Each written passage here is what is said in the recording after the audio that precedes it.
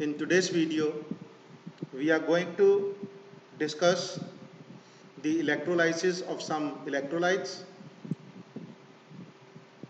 and the first electrolyte which we are going to discuss is fused lead bromide.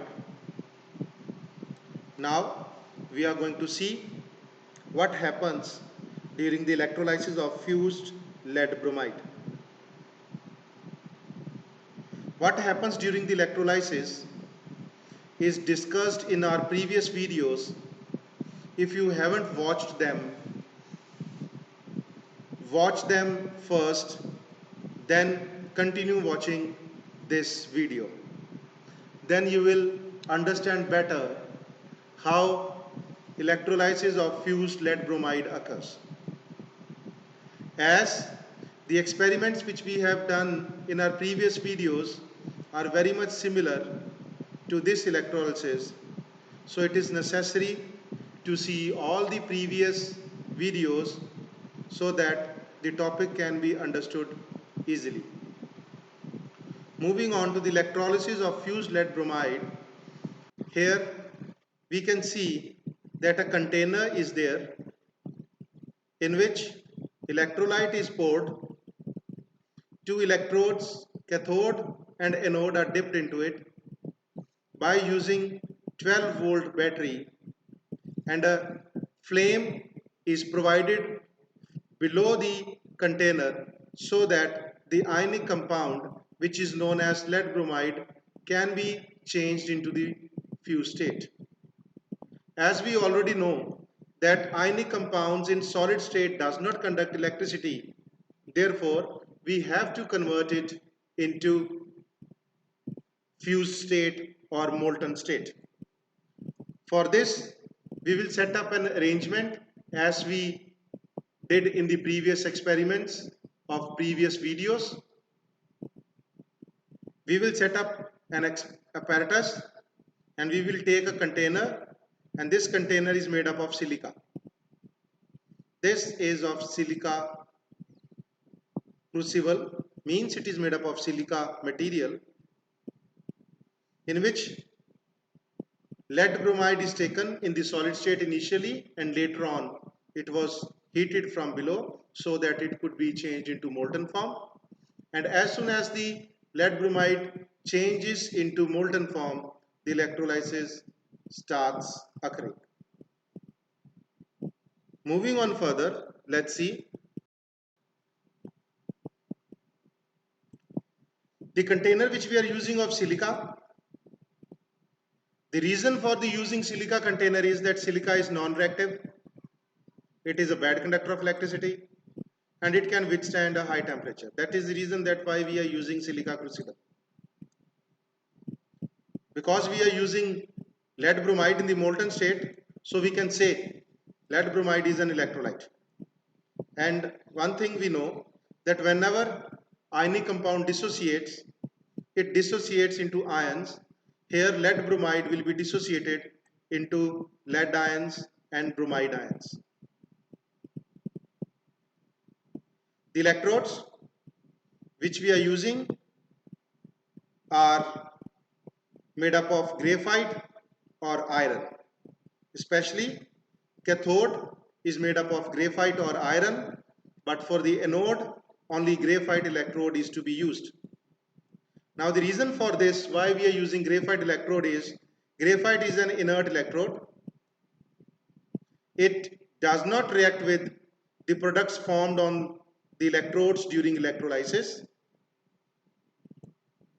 Therefore, we prefer graphite or iron electrodes. There is one more inert electrode that is called platinum, but we don't use it. The reason behind is that platinum can react with bromine gas evolved at anode during electrolysis, but graphite don't react with it. That is the reason we don't use platinum and we use graphite for it. As in the diagram we have seen that we have to give temperature, and we have provided a flame with the help of Bunsen burner. So we will set up the flame up to the temperature of 380 degrees Celsius, so that the lead bromide can be easily taken in the molten form. We have to maintain it. We have to maintain the temperature of near about 380 degrees Celsius. The current which we have to use from the battery is, it should be of 12 volt and current of 3 ampere. Whenever electricity is provided, then lead bromide dissociates into two ions. They are called lead ions and bromide ions. Let's understand with the help of a slide. Here, silica container is taken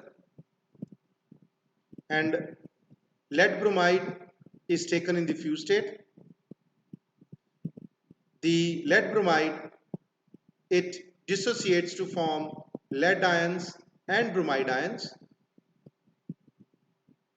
Lead ions, because of their positive charge, they migrate towards cathode. Bromide ions, because of negative charge, they migrate towards anode. Lead ions, while they migrate towards cathode, they are having deficiency of electrons because it is too positive. Charge on it means it is having deficiency of electron. Therefore, the lead ions will gain 2 electrons from cathode and it will form neutral atom of lead. While bromide is having 2 excess electrons, therefore it will migrate towards anode and will donate electrons to the anode and will become a neutral atom. The lead atom is having its melting point below 380 degrees Celsius.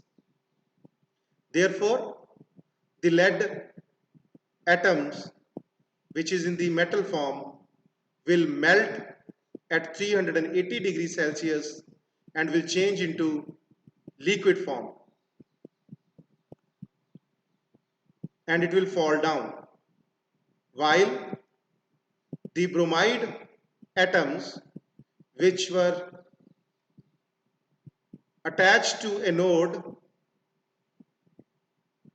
the two different atoms of bromine will combine together to form bromine gas, and that bromine gas will escape from the electrolyte.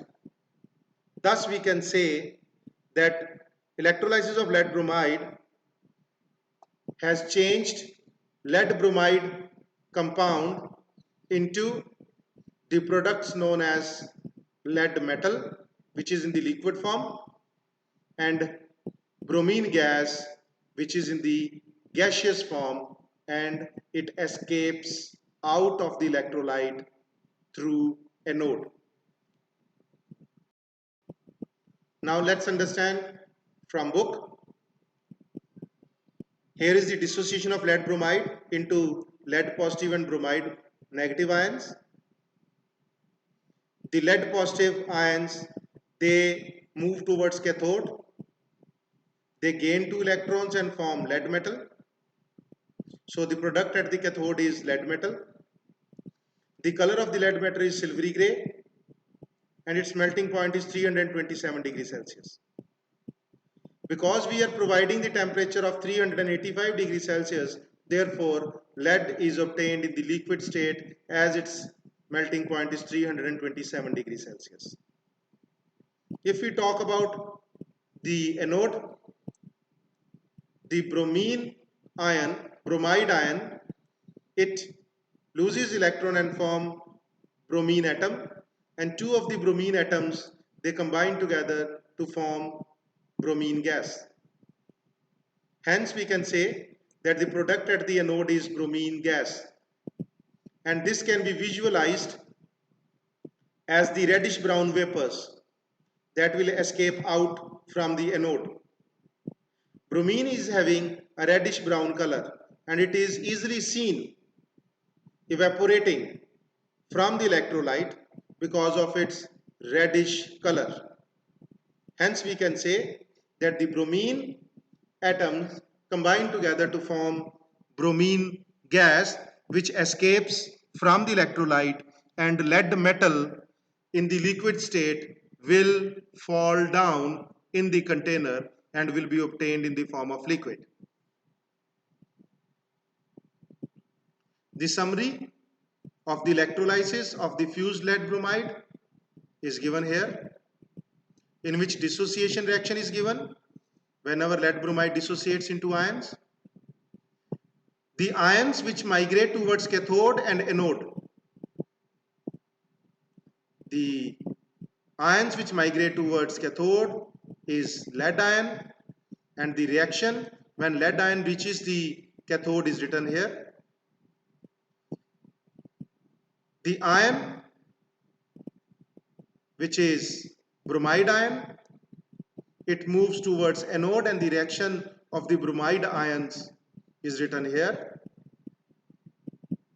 Here you have to remember that the cations having positive charge, they gain electrons at cathode, and the anions, they lose electron to the anode. Since bromine atom is a diatomic atom, means it is a diatomic molecule, therefore two bromine atoms combine together to form a molecule of a bromine gas. Hence two bromine atoms combine together to form a Br2, that is one molecule of bromine gas. That's all for this video.